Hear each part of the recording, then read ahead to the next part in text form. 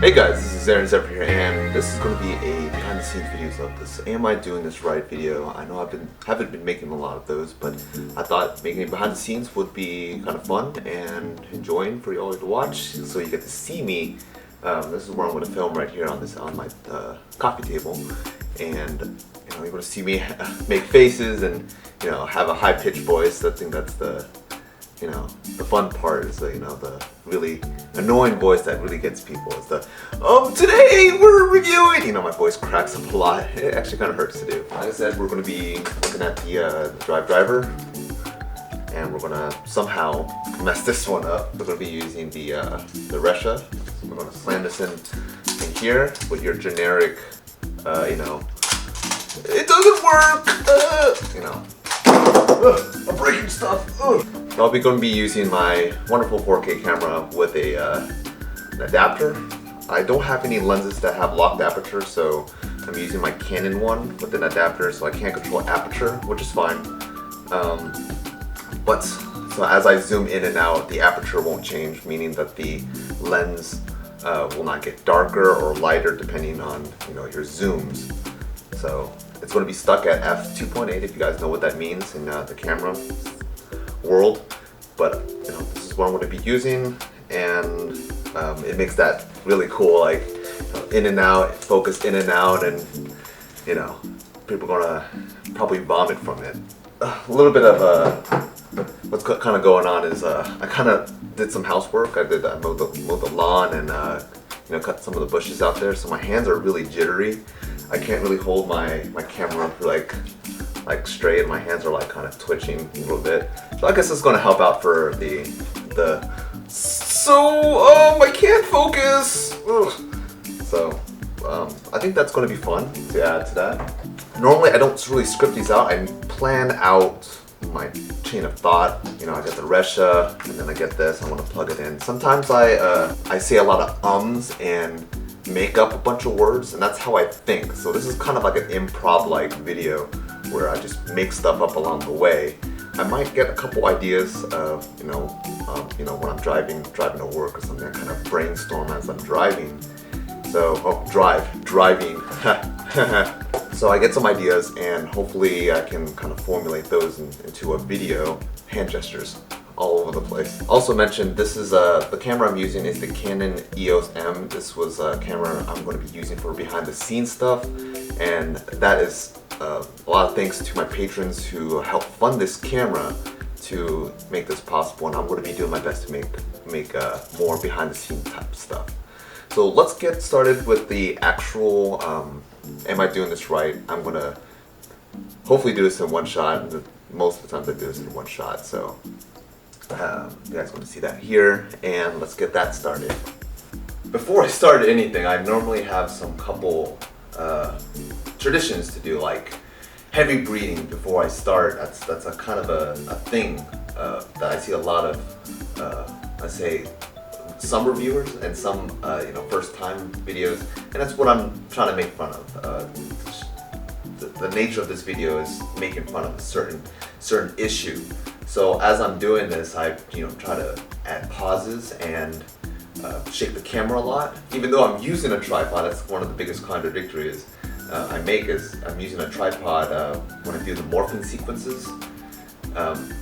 So that's one of the big things here. If people spot those out, because I always mention not using a tripod, because that is a recurring issue that a lot of people are not using it. They're handhelding their product shots, and it's really obnoxious. And I wish people would spend the time to go out and buy like a $10 tripod would really save their footage from this. So let's get started with this. So today we're reviewing the Kamen Rider the Train Man, because look, he has a train and he does the thing where he puts the train. See, I can't really do this because I don't have a tripod, and I always mention it because I always buy these toys and I think it's important, but I think it's best to show this to you when I get this today. So I got this today, so let's let's not worry about the tripod, and we're gonna transform, because this thing right here, this thing goes here, and it activates the sound for the belt where it does the thing, and you transform. So let's go ahead and look at the belt. I think it goes on my forehead. I guess it's called a Hibuku belt. But it's a belt of some sort. I don't know. So let's go ahead and turn on the toy. They have a switch conveniently placed right. Can't focus right here. Okay, so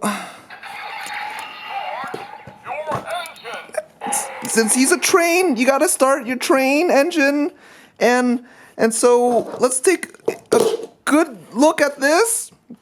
Oh God, look, it's so nice and red, like my favorite Red Ranger, not Leodros, but the Red Ranger, the train one. So the wrist thing, this goes on your wrist, and it says HT something transmitted disease. I don't have any of those. So let's go ahead and do a morph, and we're going to transform into the coolest new Red Ranger, because look, it's nice and red, like the Red Ranger. So let's do it. So right there, I just made up a bunch of shit. I don't know what I was trying to do. It had the HTD on it. I forgot what it stands for. I'm only on episode 2 of Drive, by the way. Typically around this time, I record the ending and I record the morphing sequence afterwards, so I don't have to move anything. And so this is the second part where I really combine or film the ending part and then film the other part and then put it in the sequence of order, so I don't really change my position. So I'm still right here filming. So this is the part where I'm gonna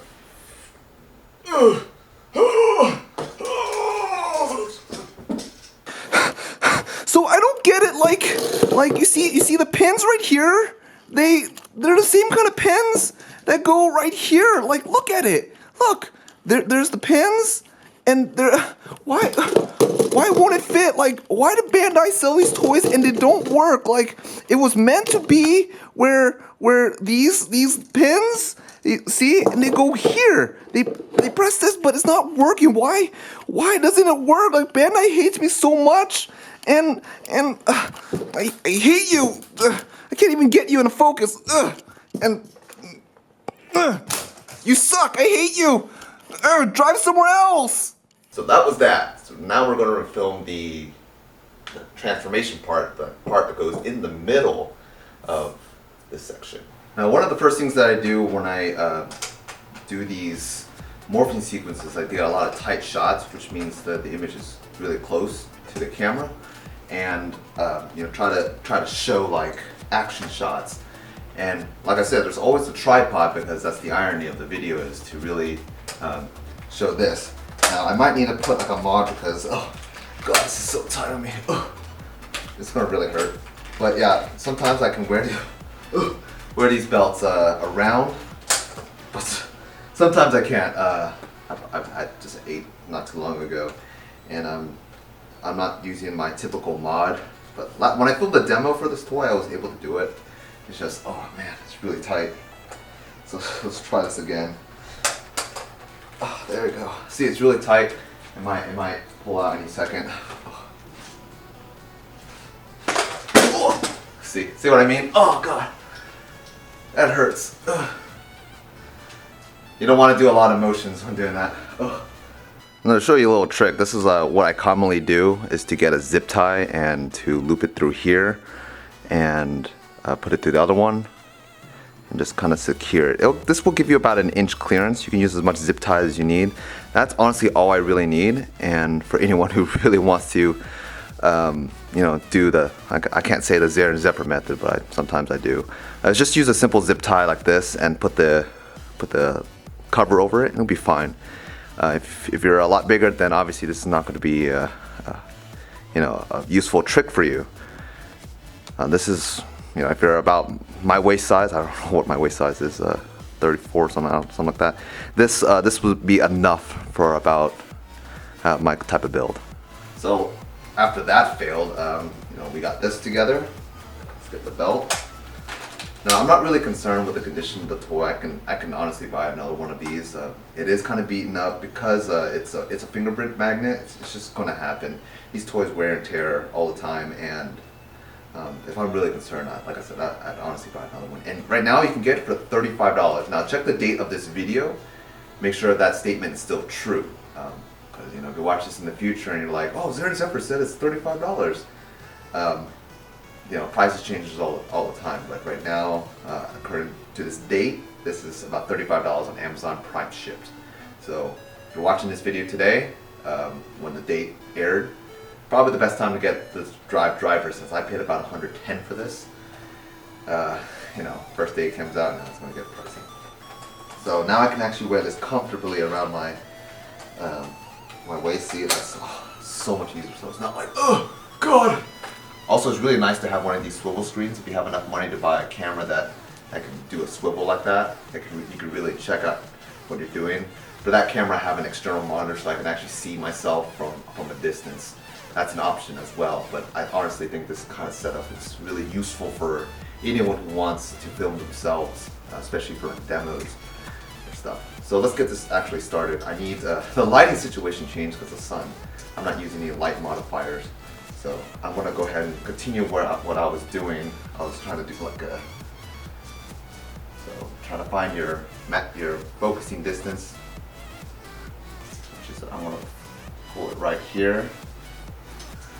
Look at it like this. Okay, so let's film that. So just do it a couple times to make sure you got the good shot. And then do another shot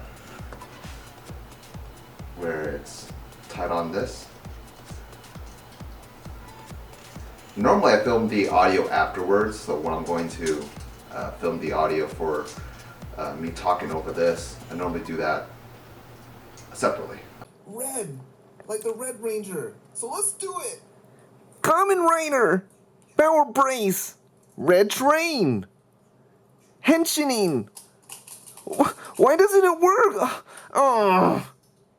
Hey guys, thanks for joining today for this behind the scenes video for the Am I Doing This Right? I'm not sure what I'm going to be titling this.